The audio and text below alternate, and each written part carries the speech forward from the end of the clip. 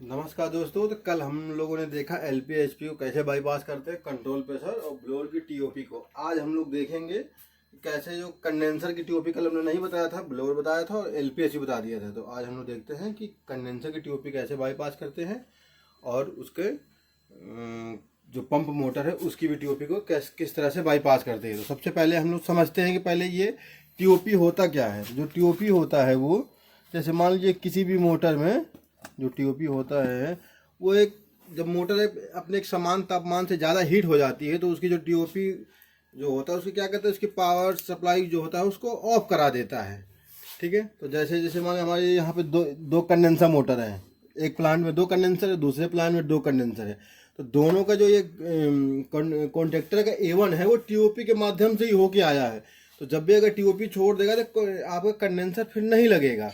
तो नहीं लगे तो उसके लिए हम लोग क्या करते हैं, तो फिर बाईपास करते हैं। तो बाईपास कैसे करते हैं, तो पहले हम सबसे पहले समझ लेते हैं डायग्राम के अनुसार। देखिए ये देखेंगे तो वागन नंबर 169 और वागन नंबर 162 हमारे क्या एक एसी कोच में 2 प्लांट हैं। तो एक प्लांट का 2 नंबर प्लांट का 169 से 110 volt AC positive 110 volt DC positive छत के ऊपर जाता है और दूसरा 162 नंबर वागों से 110 वोल्ट डीसी पॉजिटिव छत के ऊपर जाता है। अब ऊपर जाके करता क्या है, तो एक जगह जाएगा 1 नंबर पे और वहाँ से ये 6 का जैक बनाएगा। तो 6 के जैक में क्या रहेगा, पहला 2 कंडेंसर की टीओपी को सप्लाई देगा, एक ओएचपी को सप्लाई देगा, 2 एलपी को सप्लाई देगा और एक कंट्रोल प्रेशर को सप्लाई देगा। एक कंट्रोल प्रेशर 2 बन जाता है यहाँ पे। वो कभी किसी में बताएंगे कि 2 कैसे बनता है। तो जैसे कल हम बताया आपको ना कि एलपी को हम बाईपास करता क्या, ये जो सप्लाई इस पे आती है वो जो सप्लाई नहीं आती है, तो यहाँ क्या बार बार देखेंगे सीपीयू में तो एलपी जैसे इंडिकेशन गायब होगा तो कंप्रेसर नहीं लगाएगा। तो हमें क्या करना होता है कि जो इसकी रिटर्न सप्लाई आती है वो सप्लाई को कहीं से 110 वोल्ट डीसी उसको देना होता है। तो देना कैसे होता है, तो अब उसको हम लोग बाईपास कर देते हैं।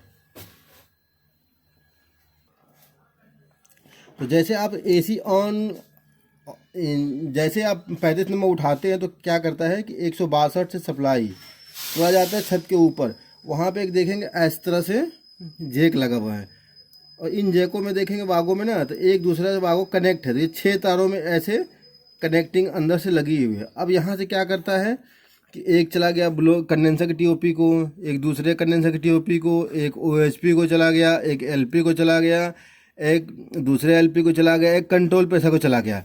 अब जो एलपी एचपी जो एलपी होता है या कंट्रोल प्रेशर होता है या ओएचपी होता है या कंडेंसर की टीओपी होता है, वो 2 ही तार का होता है। एक तो सप्लाई इनको मिल गई, सबको सप्लाई 110 वोल्ट पॉजिटिव मिल गई।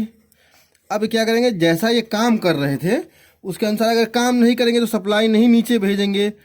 तो वही जो सप्लाई देखेंगे यहाँ पे सीपीयू में, तो जो एलपी का आता है 2 सप्लाई, ओएचपी का आता है 1 सप्लाई, ये कंट्रोल प्रेशर का 1 सप्लाई आता है और वही सीडी का टीओपी का सप्लाई आता है। जब ये सप्लाई नहीं आती, जब सप्लाई ये नहीं आती है तो क्या कहते हैं, वो इंडिकेशन नहीं जलता, तो वही फॉल्ट दिखाता। तो हम इसमें क्या करते हैं, बाईपास में हम लोग कुछ अलग काम नहीं करते। जो ये सप्लाई यहाँ से और इस डिवाइस के अंदर से होके और यहाँ कमांड आनी चाहिए थी, जब यहाँ पे सप्लाई नहीं आता तो हम क्या करते हैं, किसी एक तार को यहाँ पे सप्लाई बाहर से दे देते हैं। कहीं से भी कोई 110 वोल्ट पॉजिटिव उठा के दे देंगे तो ये काम करने लगेगा। लेकिन काम मतलब क्या करेगा कि ये बाईपास हो गया।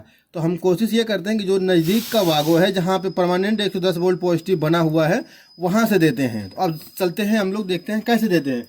तो देखिए यहाँ पे देखेंगे तो सबसे पहले ये यहाँ पे देखेंगे, सबसे पहले देखिए ये 1.1 प्लांट है और 2.2 प्लांट ये है। तो जो पहला प्लांट है उसके लिए देखेंगे तो इसमें 2 कंडेंसर, इसमें भी 2 कंडेंसर है। तो अगर मान लीजिए 1.1 का ये टीओपी फॉल्ट जैसे जल रहा है तो मोटर को चलने देगा, अगर नहीं चलेगा तो मोटर फिर ये कमांड नहीं देगा। जैसे मान लो ये टीओपी चला गया, कंडेंसर टीओपी 1.1 का इंडिकेशन नहीं आ रहा है, अब इसको क्या करेंगे, इसका जो रिटर्न वायर आ रहा था यहाँ पे उसका वायर नंबर है 156, लेकिन वहाँ पे तो 156 पे सप्लाई वो वापस नहीं आ रही क्योंकि किसी कारण से अंदर मोटर के अंदर की टीओपी खराब हो गई है। तो अब उस पोजीशन में क्या कर सकते हैं, तो 156 के बगल में क्या 162 नंबर है। 162 नंबर के पास क्या है, परमानेंट सप्लाई बनी हुई है। ऊपर 156 और 162 को शॉर्ट कर देंगे तो ये हमारा टीओपी 1.1 चलने लगेगा। दिख रहा है ना।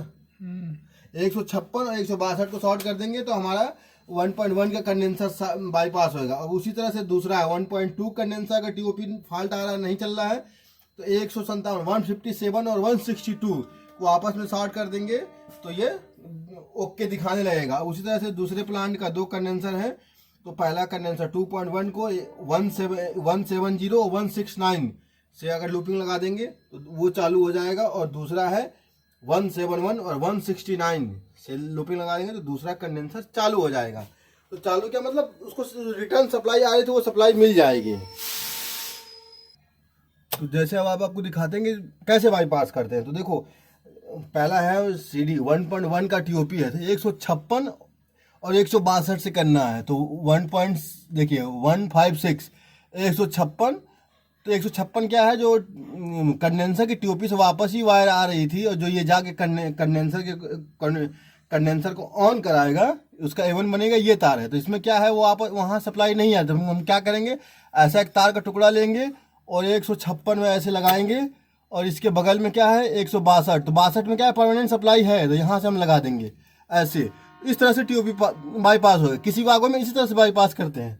ये पहला हमने बाईपास कर दिया। अब दूसरा करना हो तो 157 और 62, तो 62 को यहीं रहने देंगे, 157 ये दूसरा कंडेंसर तो यहाँ से कर देंगे। अब उसके मान लो दूसरा करना है तो अब क्या है, ये पहले का 62 पहले का जैक है, अब दूसरे का क्या है 169 है तो 169 देखिए यहाँ पे है।